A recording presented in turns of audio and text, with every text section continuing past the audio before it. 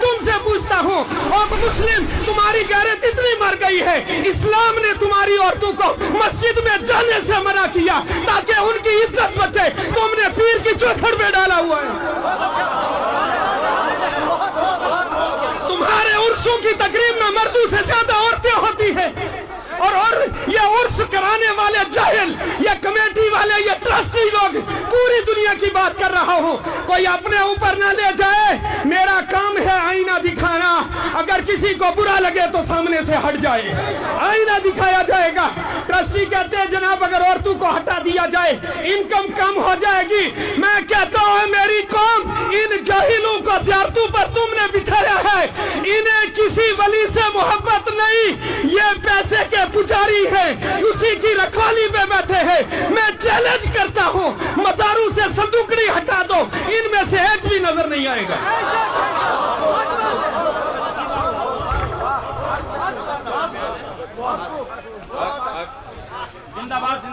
जियारत पर आपने बकरा दिया, खा गया ट्रस्ट का सदर।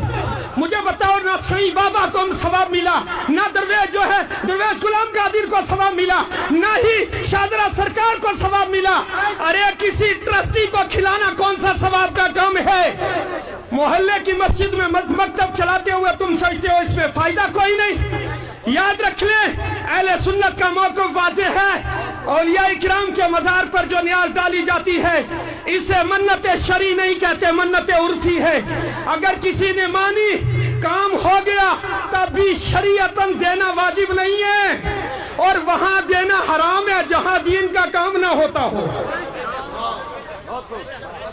हमारी आदत खराब हो गई है, हम किसी भी ऑफिस में जाए रिश्वत देते हैं। हमने सोचा अल्लाह के वलियों को भी शायद रिश्वत लगती है। संदूकड़ी रखी है, 10 पुलिस वाले खड़े, मैं कह रहा हूं क्यों खड़े? पैसों की हिफाजत के लिए। किसी ज़ियारत पे चोरी हो जाए फिर कहते हैं जी बाबा जी अपने पैसों की हिफाजत नहीं कर सके, हमारा क्या करेंगे? बाबा ने आग लगानी है तुम्हारे पैसों को। अरे जिसने जिंदगी में इन पैसों को हाथ नहीं लगाया, ये ज़कात, जिस माल की ज़कात तुमने नहीं दी, जिस माल से अल्लाह का हक तुमने नहीं अदा किया, गरीब का खून निचोड़ के जो पैसा इकट्ठा किया तुम्हारे, तो उस पैसे को अल्लाह के वली को क्या करना है? आज हर बंदा सवाल करता है कि मज़ारात औलिया पर जो पैसा आता है उससे दीन का काम क्यों नहीं होता?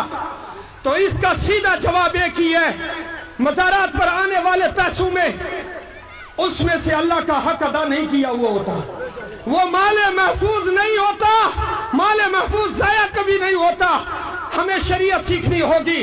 जब अल्लाह और अल्लाह के दीन का हक अदा करेंगे, फिर हम अगर कहीं पैसा रास्ते में भी डाल देंगे तब भी ज़ाया नहीं होगा। और दूसरी बात यह भी याद रखें, अल्लाह के वलियों को किसी पैसे की जरूरत नहीं, सोने चांदी की जरूरत नहीं, बकरों की जरूरत नहीं, उन्हें जरूरत सिर्फ सवाब की है, सवाब की। वो सवाब चाहते हैं। सवाब कैसे होगा?